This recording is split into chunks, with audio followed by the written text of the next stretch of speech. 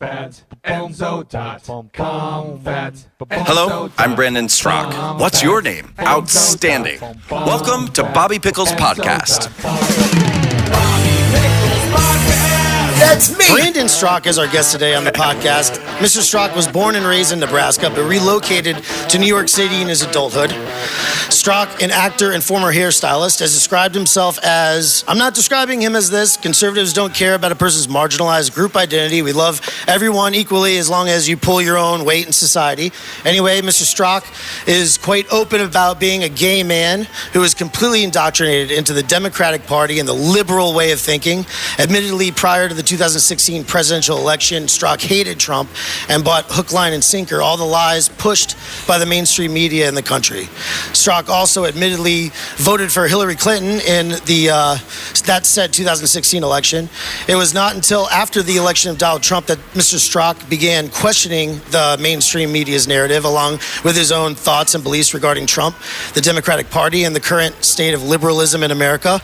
In 2018, ahead of the midterm elections, Mr. Straka created the Walkaway campaign, a social media campaign which aimed at having a conversation with those groups or victim classes that the mainstream media and Democratic Party have convinced are disenfranchised in our society. The campaign's stated goal is to encourage others to walk away from the divisive left, but also take back the narrative from the liberal media about what it means to be a conservative in America. His new 2020 campaign, Unsilent, is aimed at pushing conservatives who are a part of the silent majority to no longer remain silent in the face of those leftists who seek to undermine free speech. Mr. Straka was in town in West Palm Beach as a guest speaker at the monthly Trump 45 Club meeting yesterday, and he has agreed to sit down with me for this brief podcast. Mr. Straka, thank you for being here today. I really appreciate it. Thank you. Did you do that research yourself? I wrote that literally in 10 minutes. Did you really? Just now before you got here. That was after smoking a bowl. That was quite good. And oh, thank you. Yeah, not only was it quite good, I feel like you actually picked up on stuff that I haven't even said yet. Well, I was there yesterday at the Trump 45. Oh, you were? And I saw your speech and stuff like that. I thought it was awesome. Thank you. One thing I want to say, though, because you corrected me on something, so I wanted to make a note. Next time, you need to go last. I mean, that's the way that it should be. Just like a comedy. Yeah. You go to a comedy show. Yeah. You were the closer, and it got mixed up. I don't know. So we ended up leaving after the closing, during the closing speakers, unfortunately. Yeah. But you had all the energy, and it kind of, Listen, it was great. I would never disparage another public speaker. Of course. I'm simply going to say that I think that I think I brought a certain amount of energy and fun to the evening, and it got a little serious after in a way that wasn't so fun. Now, how was the event for you in relation to crowd size? Were you happy with the turnout? Last night it was amazing. Now, do you know how many? Because I was told 1,000 people were coming, and then I was told later that 1,500 came. Do you know? No. I don't know, I'd say there were easily at least 1,000. It was pretty impressive. It was like a church gathering, right? It was crazy, yeah, but it was great energy. Yeah, I mean, they were like hooting and hollering, and there was actually, I mean, it was a lot of people in one room, and they were very close to me. I mean, I've spoken to big audiences before, but usually, you're kind of on a stage and they're far away. So I really, I mean, it was like everywhere I looked, there was people. Like it was a sea of patriots. Yeah. But it was cool. The energy was amazing. Is that like similar to what you do? Like, tell me about like coming down here. What was the background with that and everything like that? Like speaking yesterday. Yeah, so throughout most of 2019, I did kind of travel around the country doing a lot of public speaking, and with Walkaway, we also are getting into college campuses with what we're calling the Walkaway Thought Revolution College Campus Tour. So I certainly have a lot of experience doing public speaking. So like Turning Point too? You're probably like working with Turning Point, kind of? I'm not working with Turning Point. No. Walkaway's its own organization. Yeah. We're a 501c3. We're definitely our own entity entirely. I was just thinking you could piggyback on them going to different places. We're doing our own thing. All right, sorry. No, we're doing our own thing. But Continue. No problem. And what we do is very different too. I think that Turning Point focuses a lot on issues, socialism, capitalism. We're really trying to encourage young people to think differently, and we're trying to actually kind of communicate with liberals and get them to open their mind and get them to walk away. So I think our message is a little bit different.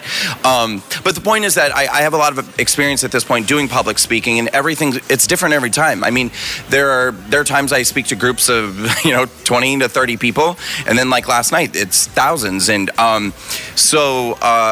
you never really know what to expect. I always like to just sort of improvise and play off of the room. I find that when I speak off the cuff, it's usually a lot more, it feels better than a written speech. Yeah. And I've done written speeches before, and I prefer to do a written speech if I'm going to do something that's very, very like fact and data heavy. That's when there is a speech that I give sometimes where I have like a laundry list of Trump accomplishments and things that, as juxtaposed to maybe Obama accomplishments. I have a hard time remembering, all the numbers and stuff. But if I'm just getting up and kind of telling my story and playing with the people, I love to do a speech like last night. Yeah. But you have to, prepare somewhat. Yeah, right? for sure.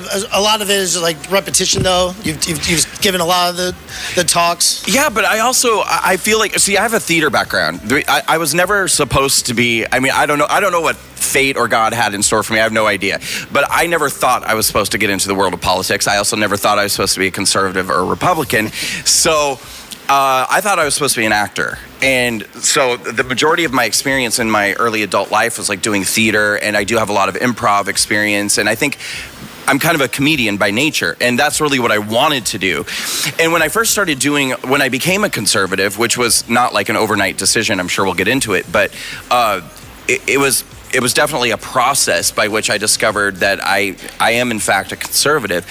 And when I first started kind of speaking to conservatives, I was a little more buttoned up because I thought they're not going to like the jokes.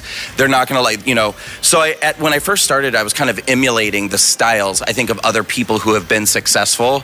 And it just wasn't me, it wasn't right. And then what I discovered ultimately is that people do like my jokes and that they do like my sense of humor. And, the comment that I get that means the most to me is when people come up to me and they say, you're so authentic, you're so genuine, you're just yourself. And I'm like, yeah, I think at the end of the day, conservative, liberal, Democrat, Republican, people just want to feel like they're listening to somebody who's telling the truth and somebody who's not BSing them. And so that's what I try to do, is just be really honest with people and tell some jokes when I do it. Yeah, did you always, now when you think back on your life and stuff, do you think that there's a lot of those times that you really were, even though you were a liberal, quote unquote, or you said you thought you were, that you look back and you're like, wow, I really was a conservative. I thought that way that time, Yes. Because that's what I had that same experience. You did? Definitely. Did you used to be And I used to live in New York. Did you? Yeah. Did you used to be a liberal? Yes. I was totally indoctrinated. I have a degree in English. Wow. From the University of Florida. Then I moved back to New York. I was up there for 6 years. I lived in Brooklyn, Staten Island. What years Jersey City. During Occupy Wall Street. Okay. From 2010 to 2016. Got it. But even though I was a quote-unquote liberal, I voted for Obama and stuff like that. During Occupy Wall Street, I never once thought, let me just give up my job and join, and sit down here or whatever and camp out. Right. You know what I'm saying? I totally know what you're saying. I never did. I remember everybody was locked, and I ran through everybody. See, I think there's video of it on YouTube. I think that's the difference, though, between people like you and me and the others, is that there's a lot of liberals, I think, like us, which I'm not saying you're a liberal anymore, but when you were, who I think have that little voice in our head that sometimes nags at us and says something's wrong, this doesn't totally make sense. And for me, it was mostly, I wasn't an Occupy Wall Street guy or anything, but for me, it was really mostly about the identity politics and the political correctness stuff. And it really, I hate to say that it took a personal experience to really wake me up, but it was when the gay community started turning on me. Yeah, you mentioned this in your speech yesterday. Yeah. Yes. And that's when I was like, oh my God, there's no baseline here. Basically, what happened was you were very vocal after. So what happened was, during your speech, actually, you admitted to crying when you heard the news that Donald J. Trump had won and was the presidential victor. And I admittedly cried as well. However, my tears were tears of joy. And in the upcoming 2020 election, yeah, if he gets reelected, do you think you're going to cry again? Oh, yeah. And will those be tears of joy this time? Yeah. I'm excited. Yeah. And then so when that happened, though, the reason why I bring that up is when that happened, according to your story yesterday, you started making videos and you're just trying to ask the question, and trying to find out from conservatives, right? Right. Why? Why did you vote for this guy? Exactly. And then you received a message from one of your friends, a quote unquote conservative person or whatever, who said, "Have you seen this video about Donald Trump who was making fun of the disability of a journalist?" Right. Something like that, right? Yeah. Well, yes. So I was trying to find that video this morning, but I couldn't find it. The debunking video? Yeah, the debunking video. You know what's funny about that is I think that YouTube has pretty much scrubbed every version of that from the internet, because there was more than one. I mean, at one time there was 8 or 9 versions of the debunking video, and they're almost impossible to find now. But if I could tell your audience, with the Walkaway, we actually created our own educational video series that we call The Hard Truth, and each episode is about 5 minutes long with a different speaker speaking on a different topic. And I took episode 1 to kick it off, which is liberal media bias. So if people go on YouTube and they look up Walkaway, The Hard Truth, episode 1, I cover this in that episode, and I actually show the examples of the disabled reporter. So we kind of debunk it in that episode, it's really cool the way we do it. Oh, cool. Yeah. That's awesome. Yeah. Yeah, I definitely want to, I just recently subscribed to your group or whatever, the Walkaway group. And it's pretty interesting how people, all share their, experiences walking away. Yes. What's one walk-away story that you could remember or whatever that really stuck out to you?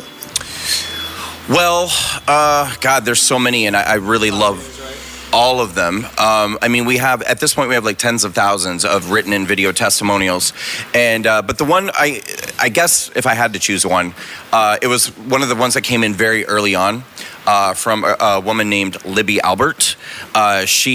So I had just started Walkaway, and I put out my 6-minute video, which launched it, and then that went viral.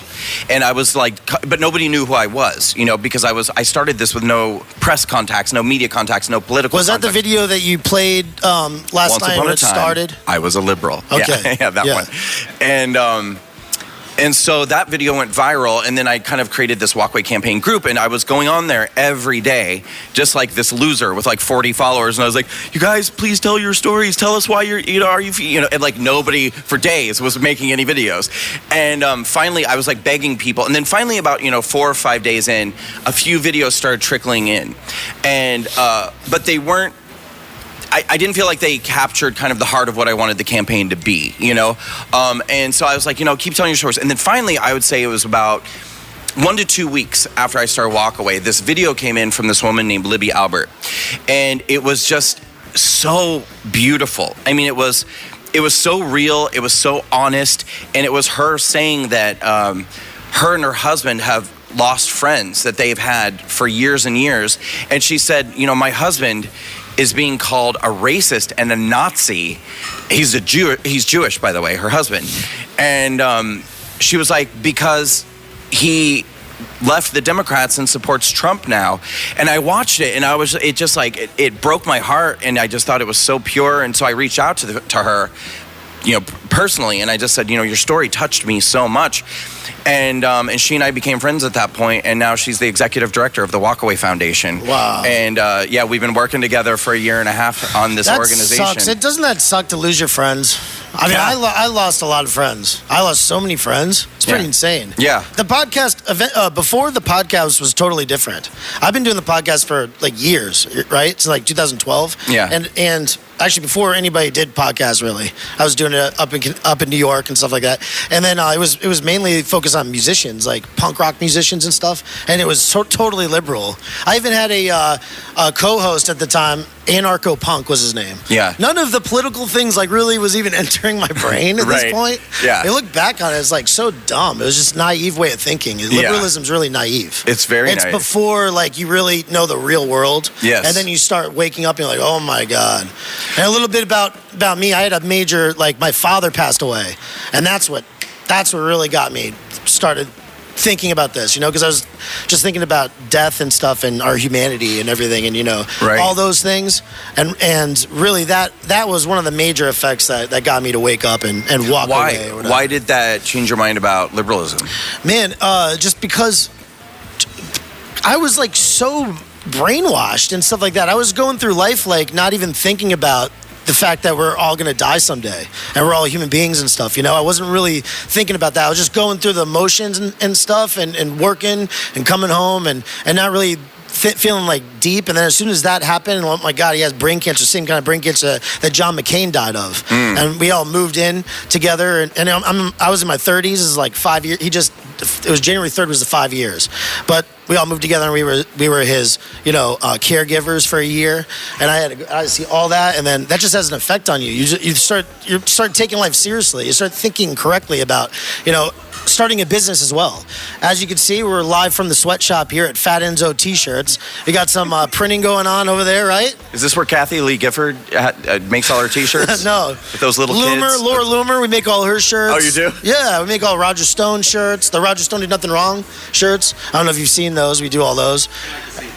Yeah, we do embroidery too. But anyway, when you start a business, we should talk. You start realizing, right? Like the truth, about it's just no more stupidity, no more naive way of thinking. Like the way that they really set it up. It's just so childish. It's the way that kind of lit the match for you to just start thinking. Just lit the match. Yeah. Do you think? All those I have a question for you. Do you think that the lines have blurred because of the, because I'm the same way. It's like liberal turned conservative as well. Because there's these weird blurred lines. Like, what do you mean? It's like God. It's like this in between. Hold on one second. It's like what are you saying? I was asking because I don't know. To me, there were blurred lines. Do you want me to hold the camera? Get you in the shot. There were just blurred lines in my world. You know what I mean? Does that make any sense? You have to tell us what the blurred lines are. Some things that were liberals seem conservative. Some things that were conservatives seem liberal. No, I'm not ready. I don't have any makeup on. That's too bad we can't get your... It was cool to be liberal, like you're saying, right? At one point, but then it became uncool when you realized the fucking truth that, that it's almost like it's a safe place to be. I think I have an example of what you might be talking about, even though you did an incredibly poor job of articulating what you're trying to say. He really did. He really did. No, here's an example of what I think you might be talking about. When I was in high school and I was a liberal, it seemed really cool to be a liberal because it seemed like liberals were the ones fighting for like more free speech, pushing the envelope, being like, don't censor us. I want to say the words I want to say. I want to do what I want. Or the liberals of our parents, like back in the hippie days. And now the liberals are the ones telling us that you can't say this, you can't say that, this speech is not allowed, I won't allow this person to speak, I won't allow this, whatever. And it's the conservatives that are now being like, we want more speech, we want more freedom, we want more. So in that way, I think it's kind of edgy, and that's where the lines I think are going to blur. Yeah, I think it's punk rock to be conservative. I do too. Yeah, totally. But we need to push that more. And I think I don't even want to give I got some good ideas. Yeah, we have to because I think that conservatism needs a rebranding. It really does. Yeah. We've got to shake off the whole old white men in suits. Let me get to the. I'm sorry. That was the main. My main point was when I walked away or whatever. We did a podcast. We went to Fest. It's the largest punk rock concert thing it's in Gainesville. It's the largest one, and every single group that was getting on was pushing Hillary Clinton. And I was thinking, oh my God, wait a second, like punk rock, isn't it punk rock to be like DIY and like no government? Right. That's what you want. So why wouldn't you want the least government? Why would you want the most government? That was the real like trigger. Yeah. I'm like, what? This doesn't even make any sense. Makes no sense. No, it makes no sense. And then like look what's happening right now with the presidential candidates on the Democrat side. I mean, they have berated us, they have lectured us, they have judged us for so long about, this being the party of old white men. And at the end of the day, it's going to come down to Joe Biden and Bernie Sanders. Yeah. That's, Yeah. They got rid of all the black people, Kamala out, Cory Booker out. That's true. I'm sure Elizabeth Warren is on her way out any moment. Right. Indian, right? So it's all, well, that's true. The Indian. Right. Exactly. Wow. Yeah. I have one last question. What is the reoccurring thing that happens when these people that come out, they finally go, okay, you know what, I want to be conservative? They want to walk away. Yeah, is that what you're saying? Yeah. What's the reoccurring theme? Yeah, like with every person that. Is there Is there a reoccurring theme within these people that are walking away or whatever? Right. Are they? Yeah. Do you find like me where I've had I think I've heard Gavin McInnes say this. Like he's heard like people losing a parent. If you're like kind of young, you're 30s or whatever, or 40s maybe, or something like that. Like younger conservatives usually have some kind of that they deal with some kind of death or something happens to them in their life. Usually that helps them to wake up. And do you find that that's true? I don't think that it's something as dramatic as that. And by the way, sorry for you losing your father. Right. I mean, that's rough though. But what I think we hear more than anything else is that some incident causes people to understand that they've been lied to and manipulated by the media. I think it's mostly the media. That's like the most recurring thing that we hear. And for me, it was the disabled reporter thing. That's what got me to see that the media was lying to me. And then I researched more and I saw that they had been lying for so long about so many more things than I ever realized. But it depends. I mean, for some people, it was Brett Kavanaugh and the way that they treated Brett Kavanaugh and the way that the media covered it. For some people, it was... No, okay, you remember Charlottesville, right? Mm-hmm. What took place in Charlottesville? Okay. Mm-hmm. So Charlottesville was the first thing that happened in our country and in our culture for me after I walked away. I saw the truth about the media, I saw the truth about the Democrats, and I saw the truth about liberalism, identity politics. That's when they created the term alt-right. Yeah. It's the first time I heard it. The first time I heard it was before Trump got elected. Hillary said it. Hillary was talking about Breitbart. That's the first time I heard it. It was before Trump got elected. They were on the campaign trail, and she was naming all of these headlines from Breitbart, like, "Would you rather your daughter get feminism or cancer?" That was a Breitbart headline. That's great. And she said, "These are the kind of articles coming from Breitbart." An alt-right organization, and then she went on to describe how alt-right is like the new neo-Nazi movement in the United States, and I believed it at this time, all of it. I was like, oh my God, Breitbart, Nazis, Milo Yiannopoulos, anyway, so Charlottesville. That was I had already seen the truth at this point. I had walked away from all of it, and then Charlottesville happened, and that was the first incident that I got to watch in real time as the manipulation unfolded. So you had, as Trump said, some good people and some bad people on both sides. That's the truth. And it ended up, resulting in this horrible clash, and somebody lost their life. Yeah. It was a bad deal, like no doubt about it. But when I got to watch then how the media covered it, and how they only covered it as though everyone on the left were like these good-hearted, altruistic vigilantes fighting for America, and that all of the people who were on the side of preserving the statues were all Nazis and white supremacists, and that because of the Nazis and the white supremacists, this girl got killed. And I was like, this is so... I get it. Like, I see so clearly what's happening. I know an Afro-Cuban gentleman who was there. You do? Enrique Tarrio? On the side of preserving the statues? Yes. Yes. He was there, yeah. Yeah. I mean, that right there. Probably not a white supremacist. Probably not a white supremacist. Probably not. Probably not a white supreme. No. But I also remember at that time that, now, again, I had just walked away from the left a month or two before Charlottesville. And that's when I started seeing all of my liberal friends, still liberal friends. Do you remember at the time of Charlottesville that everybody on the left started getting on social media and being demanding that everybody on the right denounce the KKK and denounce if you don't denounce the KKK right now, I'm going to unfriend you, I'm going to whatever. And I'm like, why do we have to denounce the KKK? Like, why is this our responsibility to denounce the KKK? Yeah. Because as if you just presume that we support them unless we say that. Nobody supports the KKK. There's less than 6,000 people left in the KKK. In the 1920s, I'm going to educate America right now. In the 1920s, there were 4 million members in the KKK. We're now in the 2020s, and there's less than 6,000 members of the KKK. But the left still wants to pretend like this is a rising credible threat to America, the KKK, and that it's the right's responsibility to denounce them. The KKK started as a propaganda because of the Democrats. The KKK was a Democrat-supported organization. All of this was democratic. Yes. Going back to LBJ, basically. It's all such crap. You know, if you really know the story of LBJ. Yeah. I mean, how he was from the South, from Texas and stuff like that. He definitely was very racist, or on that racist like edge, and pushing that his whole life. And then, you know, somehow he did though get more progressive as he went on and carried on JFK's stuff that JFK had pushed. But they do it in this way though, like you were talking about yesterday. They do it in this way to like marginalize you or whatever, to make you think that you're marginalized and that you have no way to make it in society or whatever. For minorities. For Democrats and stuff like that, minorities, whatever group, any kind of group, right? Well, and they manipulate fear. Yes. And they fearmonger any opportunity they can. Look at the Jussie Smollett situation.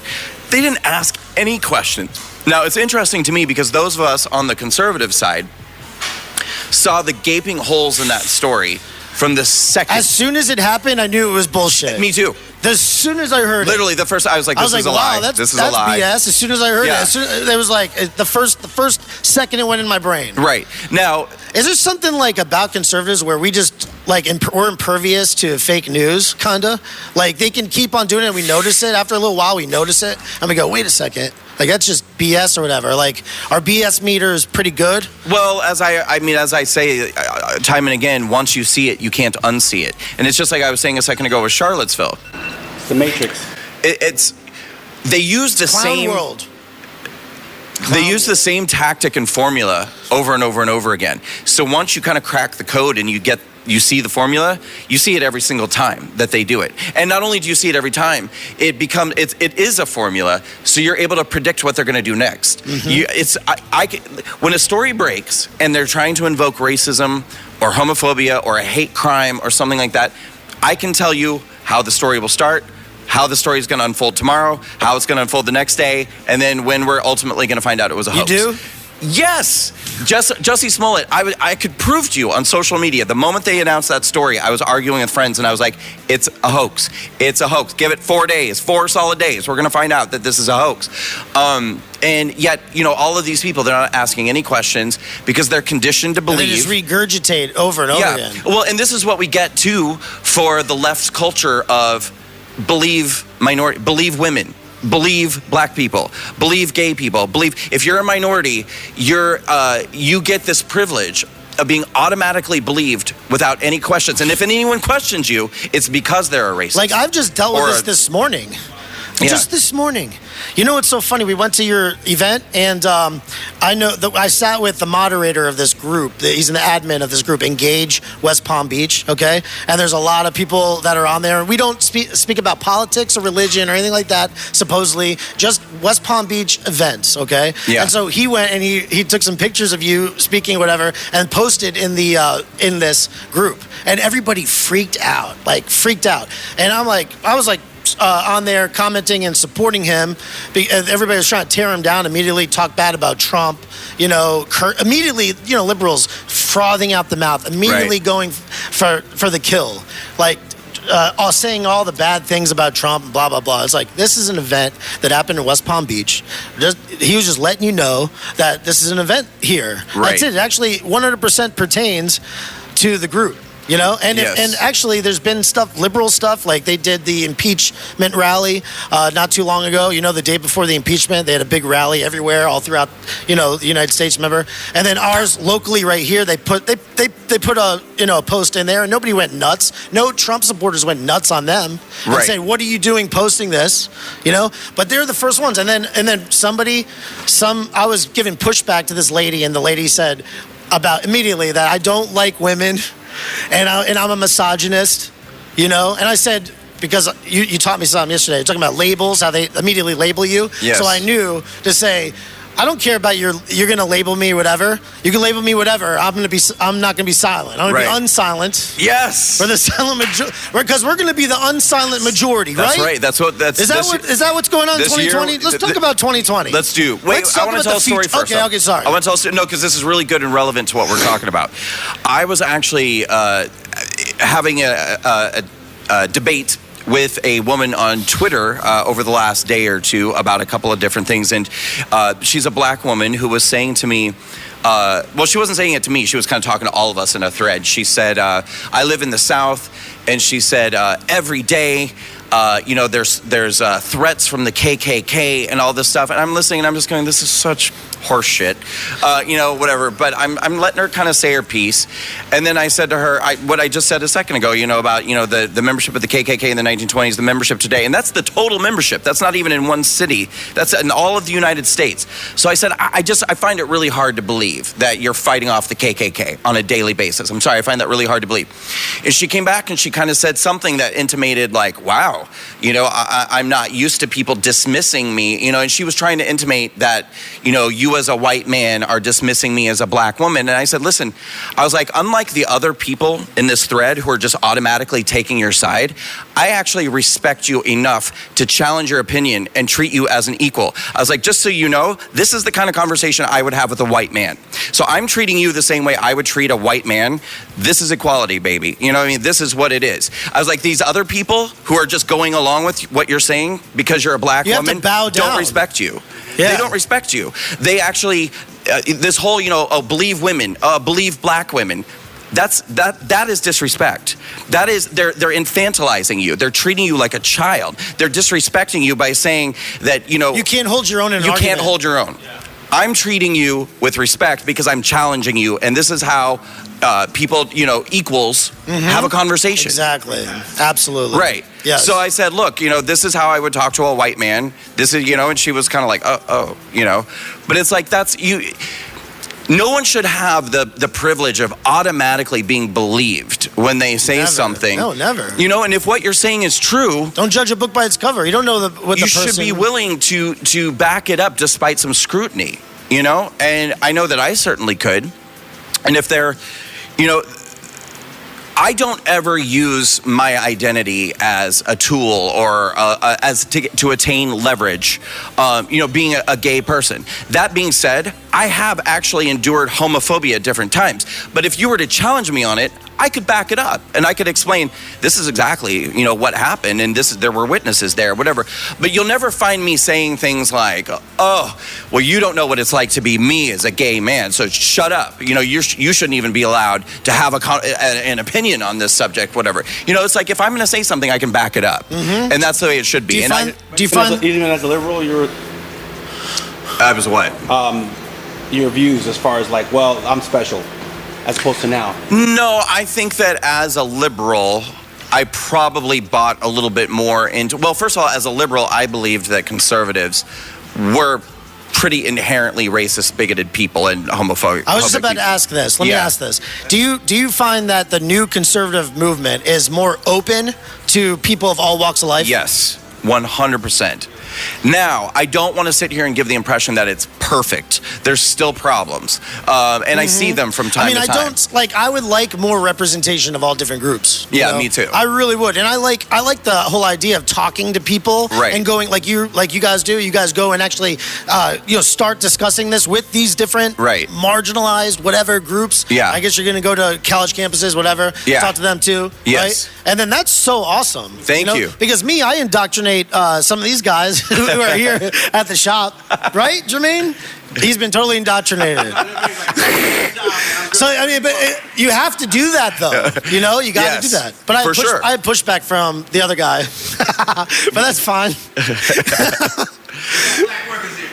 No, I know exactly, but anyway, so you do find that it's a little bit more open now, but it could be better. I think it could be better for sure. And I think that's the right position, is going and having a discussion, trying to talk to people, and then try to talk and logically to them, and try to wake people up and stuff. And one thing I think that you for African American people, if you can talk to them about something in the Bible, I've found. Wait, white African American or black African American? Huh? Black African Americans. If you somehow talk about something in the Bible, like if you could like abortion, for instance, like abortion, a lot of black people are not, are very God-fearing, and they believe in the Bible and stuff like that, and they don't really believe in abortion, I've found. So it's like, why are you a Democrat if Democrats believe in abortion? Well, look, okay, so we do town halls with Walkaway, and we do them for different minority communities. We do Black Americans Town Hall, Hispanic Americans Town Hall, LGBT Town Hall. We're about to do our first Jewish Americans Town Hall. And when we do these events, we typically have a panel, and the panel is largely represented by whichever group we're speaking to. So obviously we have a lot of, it's usually 5 or 6 people on the panel, and if it's a Black Americans Town Hall, it's mostly black people on the panel. And and I allow people to talk about whatever they want to talk about. See, this is one thing with Walkaway too. I don't tell anyone that they have to become a Republican, that they have to become a Trump supporter. A lot of people are under this mistaken notion that we're walking away from the Democrats and to the Republicans. I became a Republican, but I don't care if you become an independent, a libertarian, if you become a Republican who doesn't like Trump.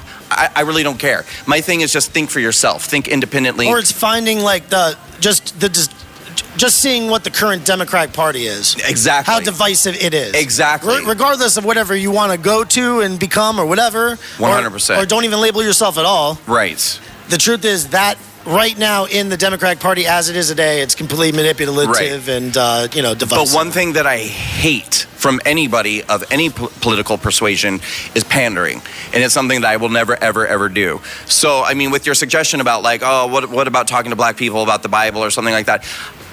My conservatism has absolutely nothing to do with faith or religion. I know for a lot of people it does.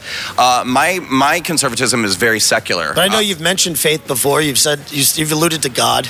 Yeah, but I'm not a religious guy. And even though I was raised Catholic, I was raised Christian, I don't consider myself a Catholic anymore. And so Christianity has nothing to do with my conservatism. I was raised Catholic. I went to Catholic school my whole life. Yeah.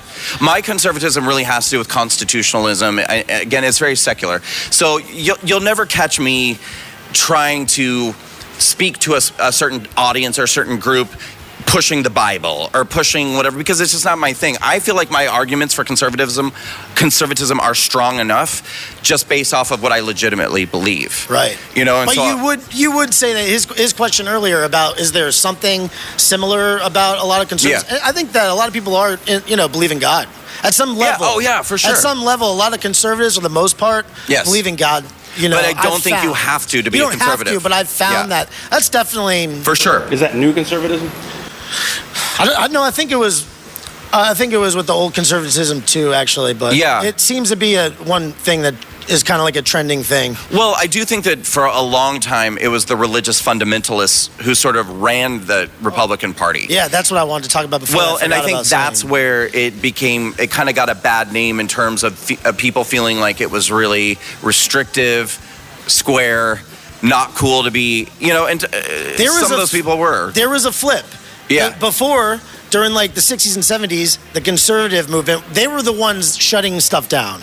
They were the ones, it was like so far right that they were shutting down free speech, shutting down, You think it was that long ago? War on drugs. Because I feel like that was like 80s, 90s, like. Yeah, it was that too. I guess so. Even though Reagan was awesome though, I think. Yeah, I suppose that's true, but I guess I wasn't talking so much about the president, but the actual sort of base and the ways in which the politicians pandered to a certain base. It just seemed like, but again, maybe I'm wrong. I mean, maybe that's liberal indoctrination that the media only covered that. Because I was brainwashed at that time. Yeah, I was too. During that time. And I think that my perception of Republicans in the 80s and 90s were that they were all very Bible-thumping religious. Now I sometimes think, God, if I was alive during, Nixon, would I have liked Nixon? I know. Like, I'm like, oh my God, would I have liked Nixon? Well, and I used to hate Reagan. And now I'm kind of like, maybe he was awesome. I always liked Reagan, though. What? I always liked Reagan, though. Yeah. Like 4 years old? What are you talking about? No, I was born in 1980. Oh. Well, What's up? Wasn't Reagan like 88 or something? 80 through 88. Oh, okay. So. No, I need one. You do the dischargings. Okay. Where were we? Sorry. No, that's okay. We're talking a little about Reagan. I got rudely interrupted by a black gentleman.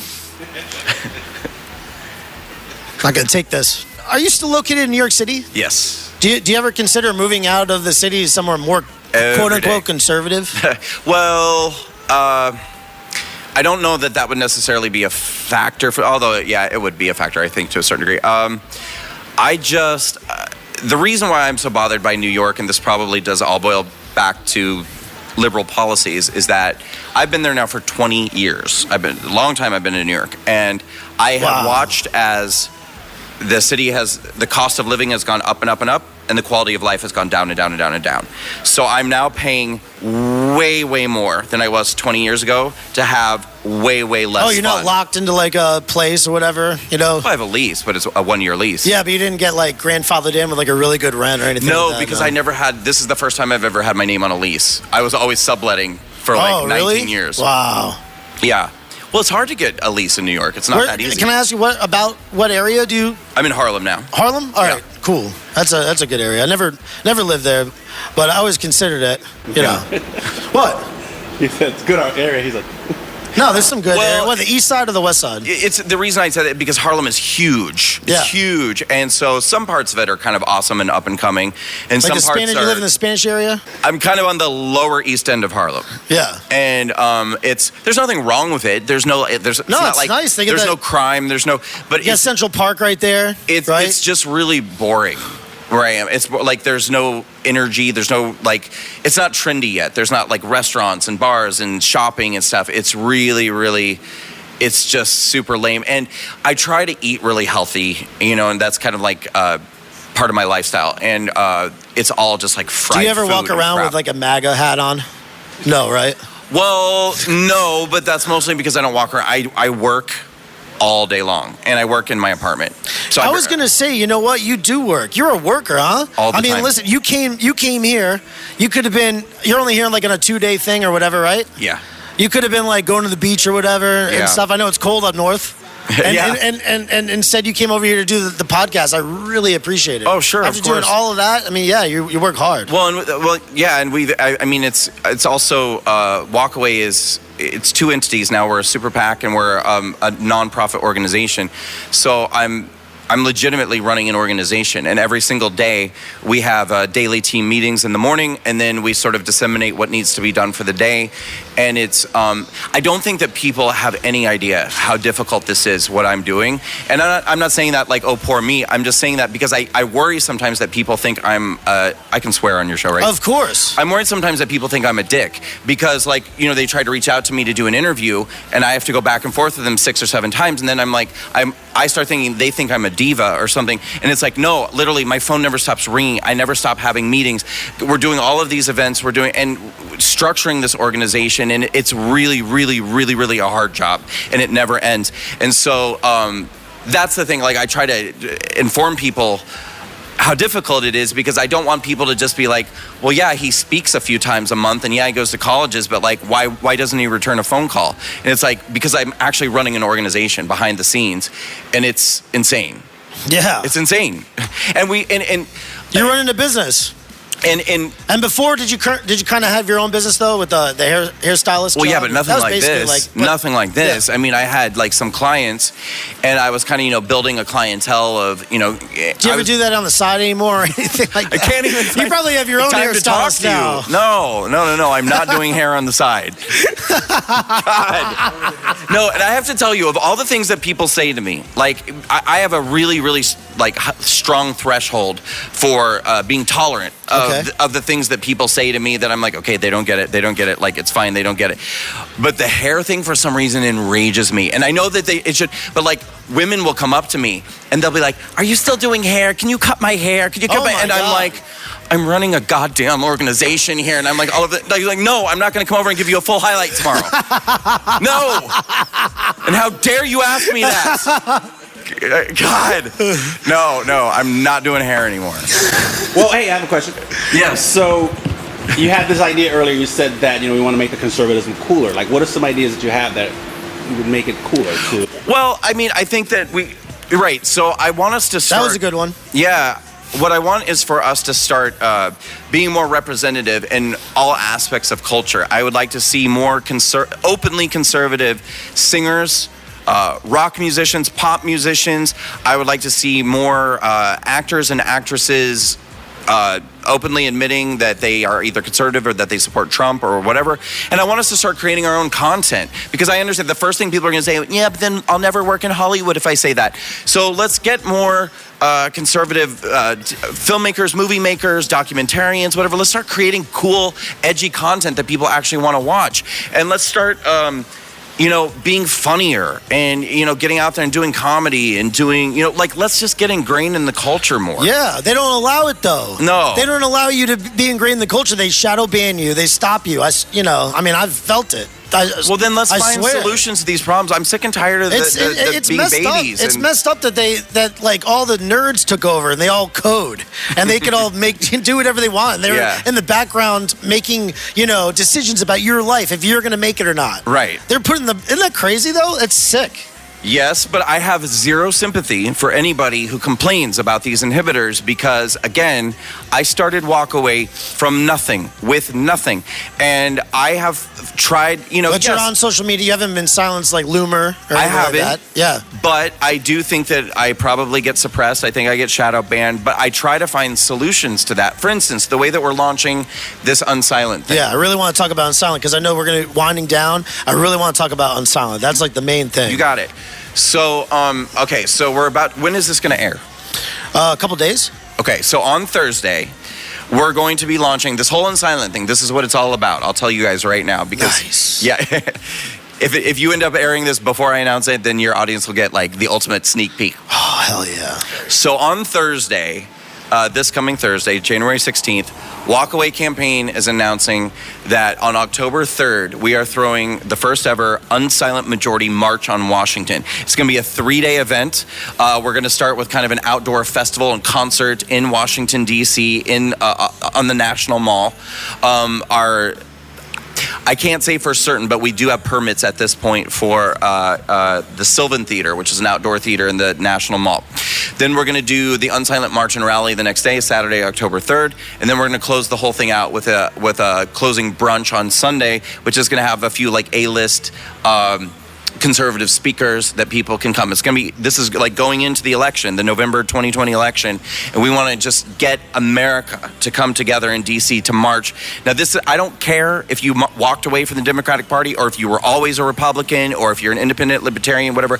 I want all people to come together in DC that weekend to basically stand up and be unsilent and say that we are going to fight for America. We are not turning America over to the liberals, to the Democrats. We're all coming together to fight against this.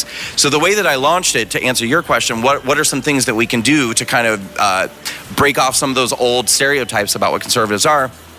And how do we overcome suppression, censorship? So the idea that I had to launch this was, rather than putting all of it on my shoulders and just being like, okay, I can reach my audience, obviously, or at least a portion of my audience, but I want to go much further than that. So I contacted every conservative influencer I could that's in my phone, even people that are not in my phone. And I said, look, let's all come together as conservative influencers and launch this together. Like, basically, do me a solid here. And a lot of them did. I got Roseanne Barr. Look at this. Yeah. Dude. Nice. Yes. Yeah, so we got, Roseanne Barr, Christy Swanson, we got Robert Davi, we got all of the Laura Loomer, Milo Yiannopoulos, people across the gamut, as well as some of the more like just public speakers like Katie Hopkins, and it's just a lot of newcomers like myself and Blair White and Mikey Harlow and all these really awesome people who have big conservative audiences. And I got them all just to say one word, look at their camera and say the word unsilent. And then we put together a 1.5-minute long video of all of these. We have about anywhere from 35 to 40 influencers, conservative influencers, and regular people saying this word unsilent. And it's very powerful, actually, the way the video looks. And we've gotten, at this point, I think 700,000 views on that video in 3 days. And so in that way, if I had simply just been on my Twitter account saying like, hey, we're going to launch this thing on Thursday. Hey, we're going to launch this thing on Thursday. A portion of my audience would have listened to that. But now I've got like all of these different people coming together in the conservative movement, and they're sharing it, and their audience is watching it. And all of these people are intrigued because all these people are coming together. And I think in that way, it's very kind of edgy and cool. It's like We Are the World, but the conservatives. It is. We are the conservative world. That's right. And then on Thursday, so that is just to get people intrigued to go, what is unsilent? Why are all these people saying that word unsilent? What does this mean? And I keep telling everyone, on Thursday, we're going to make this major announcement, which is that we're going to announce the Unsilent Majority March on Washington. And we put together a really cool movie trailer, which I think you saw last night. Mm-hmm. And that's going to be launched on Thursday so that people know. And then they can go to our website, unsilentmarch.com, register for the event. They can find out information about getting hotel blocks if they're traveling from out of town. And then as the year progresses, we'll be adding our speakers. We're even going to try to come up with some busing for people who want transportation. Mm-hmm. Wow, anyway. 1 month before the election, huh? That's right. Wow. Will you come? Yeah. Oh my God, yeah. As soon as we saw this, that same dude who, that same guy who posted that in the Engage West Palm Beach. Yeah. We're like, we're going. Cool. And I guess I don't know about I guess I don't need the hotel block. He knows somebody who lives there or whatever. So I guess we stay there. But it's going to be so awesome. It's going to be amazing. Yeah. Now, what makes it conservative? Because you said like anybody can come, liberals, or anything that's not democratic. What really makes it conservative? Well, because so what it is when we're talking about being unsilent, what we're really saying here is that. So right now we've got, in my opinion, the greatest president in my lifetime who is up for re-election. And what he's fighting is not just a traditional political opponent, but he's fighting a whole power structure, which is the liberal media, which is unbelievably powerful. I mean, more than 90% of the media coverage on this president is negative. More than 90%. And if that doesn't tell you something, I mean, that doesn't wake you up. Yeah, if that in itself if you're like isn't enough. A total idiot, you don't realize, like, why is everybody against this person? You know? Yeah, exactly. I mean, his accomplishments are astounding. And all of the things that they accuse him of haven't happened. No one's been sent back to Africa. Gay people are not in concentration camps getting electric shock therapy. Like, none of these things have happened that they claim were going to happen. And so he's fighting this power structure, which is, the liberal media, which is the Democrat establishment, which are misusing their power to try to impeach him on, like, this absurd non-offense, which isn't even real. And after the Russian collusion delusion, it's just been endless investigation after endless investigation. It's all been BS. And so he's really facing this swamp. He's facing the liberal media. And so what this is not just us coming together. This is not even the Unsilent Majority March on Washington is not even a pro-Trump rally. What it is Americans coming together and saying, liberal media, Democrat Party, Democrat swamp, liberals who are trying to chip away at the Second Amendment and the First Amendment and our Constitution as a whole, we are no longer going to allow you to control our culture. We're no longer going to be silent as you continue to try to strangle and choke America to death and tear it down and rebuild it. We are going to fight for our country. We are going to fight for all of these things, all of our Constitution and our principles and our culture that we love and respect so much, and for our country that we love and cherish so much. We're going to come together, whether we are independents, libertarians, Republicans, Trump supporters, non-Trump supporters. We are not going to allow the Democrat establishment to tear down America. And that is what the Unsilent Majority March on Washington is all about. What if this march doesn't work? I mean, when it comes down to the boogaloo, are you going to, arm yourself to the teeth and go out there and fight? Because do you know the boogaloo? Have you heard that? You haven't heard that? No. Oh. I got to forward you something that is NPR story recently about this word going around in conservative circles, the boogaloo, which is basically like just another word for Civil War #2. I wonder why. I remember Breakin' 2, Electric Boogaloo. You have to listen to this story. It absolutely does. Really? That's where it comes from. Really? That's funny. I mean, Breakin' was an awesome movie. It comes from the Boogaloo dance. It does come from the Boogaloo, and it comes from Breaking 2. That's part of how this became this word. It's so funny. But whenever somebody talks about the Boogaloo, they're talking about the Civil War #2. Now, what do you think needs to happen? Do you think that it's going to come down to that? Because it really sometimes I think it does. I'm not trying to I'm not trying to cause. No, I know. Cause hysteria like the left does, but I'm saying, like, if you keep pushing people this much, like Loomer, for instance, or whoever, all these people just trying to like make it on their own. They want to start a podcast, or then they get crushed by some invisible force. I don't know if people are going to take that. Keep on taking that kind of thing. It's pretty crazy. I can tell you right now. I mean, if somehow, and I don't think there's any way, but I mean, if somehow the impeachment were successful, It would get nuts. I think even I would be out burning buildings down. I think so. I think it would get to that point for real. Yeah, I'll go out and start bashing windows. I feel that oh yeah. About it. No chance conservatives would take that. I mean, it would be. It would be epic. Yeah. I mean, epically. Yeah, but that's what I'm saying though. Like something needs to happen. You know, do you think that when Trump wins his reelection, you think some of this stuff's going to calm down a little bit? Well, I think there's a number of factors that are at play. The first question would be, to what degree does he win? I mean, if he wins in a landslide, I think at that point, this establishment that I was talking about, you know, the liberal media swamp, the Democrat swamp, and liberals in general, just the average liberal voting citizen is going to be forced to look at themselves and be like, is the problem me? Is maybe it's us? I don't know. But I don't know that if it were a tight thing, kind of like it was in 2016, I don't know that necessarily would wake them up enough, and if it didn't wake them up enough, I don't know if it would calm down. So you're really working hard. Oh yeah, to try to have an effect, right? On this election. Yes. Good. Yeah, rest is not an option this year, and I'm cool with that. I have a lot of energy. I love working, and I love getting out and talking to people, and I love trying to change people's minds. So I'm totally in it to win it in 2020. But yeah, this is the time. Like, we can't. It drives me absolutely insane when I hear people saying, we talk to our people all the time on Walkaway on social media, and we've been pitching several different things that we want to do. And when I hear people say stuff like, oh, well, Sunday night, that's Sunday night football. And I'm like, are you fucking kidding me? Like, do you understand how important this election is? Like, do you understand what 2020 is? Do you understand what's at stake? Like, if I can't even convince you to stop watching football, to participate in, voter registration or something. So yeah, we have to work really, really hard. And unfortunately, we even have to work hard to convince our own base how important this is. Well, I think it worked last night because the college football championship was on and everybody came out, right? Thank you. Yeah, and I didn't even know that because I don't watch sports. It's true, yeah. Yeah. Well, this has been a very exciting episode. Yeah. I feel the end of it coming. Is there anything else we want to crowbar in before we depart? All I would say is that, we walk away at this point is a 501c3, and we also are a newly formed super PAC. It's through our 501c3 that we do Contribute. Let me do my pitch, dude. I'm a little more graceful than that. All right. So, it's through our 501c3 that we talk to young college kids and millennials, and that we talk to minority communities and do our town halls.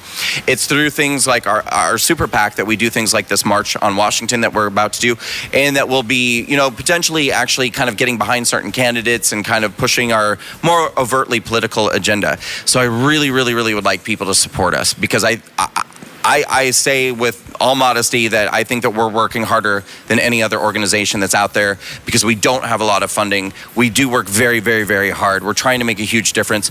Please support us. Please contribute. Go to walkawaycampaign.com, and at this point you can click to donate to the foundation, or you can click to donate to the PAC. Both are equally important, so wherever you want to put your dollars is cool. But please support us. Share it. Tell your friends. And don't be stingy. Don't be like, oh, $5. This is, I got to tell you, don't count down.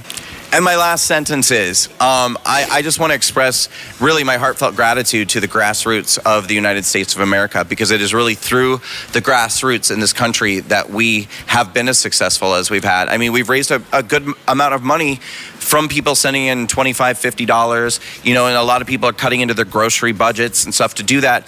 And we've sat across the desk from many millionaires and billionaires who have given us a check for $1,000 or $5,000 or something, when in fact they could easily give a check. What for do you fill it out? You fill it out to Walkaway campaign? Well, you could Walkaway. Why don't you make that one out to the PAC, because we really need the money in the PAC right now for the march. Walkaway what? Walkaway campaign? No, PAC. Walkaway PAC. Walkaway PAC? Yeah. Okay, I'll do another one. PAC. PAC.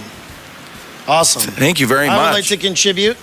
10,000? A little bit? No. Can I count on you for $10,000 today, sir? Not 10,000, but I'll give you $100. Is that good? That's amazing. Thank you. I would definitely want to contribute. No, that's amazing. Thank you. Yeah. Helps us out a lot. I think that everybody else should do the same.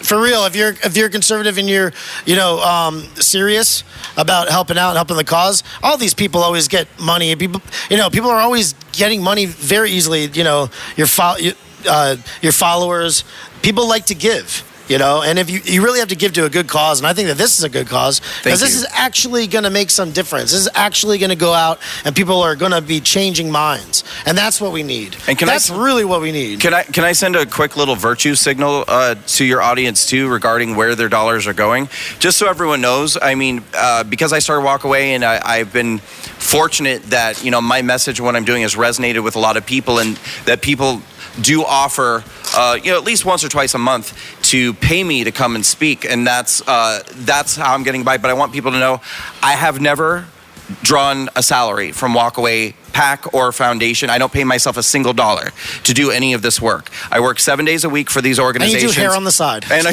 I do hair on the side. But I just want people to know when they're donating, they're not donating to me. They're donating to this organization that we're going out and doing events and making a difference. Absolutely. This does not pay a salary to me. They know. So I just wanted them to know that. They know Thank you very much. That's very kind. Otherwise, he makes $100 an hour. Yeah. Well, like I just did right now. Thank you, Brandon, Mr. Strzok. Thank you. I appreciate you very much. Thank you very much. I appreciate you too. Thanks. Let me shake your hand, man. Yes, sir. Thank you. Awesome. All right. Hey guys, you good? Almost a straight. 1, 2, 3, 5. If that had been a 4. Wow. That's pretty good. 6. Yeah. Look at that. Dude, that was. Get a picture of that. He got that. You got him. Oh my God. Don't touch him. I'm gonna have to do that. Well, he had two threes there, but yeah, you pretty much do. Yeah, it would have been a 4. Wow. That's pretty awesome. Where's Vegas when you need it? I know. What a great way to end it. See, it's just like me. It was almost a straight. But Bro, not you quite. look like Bradley fucking Cooper here.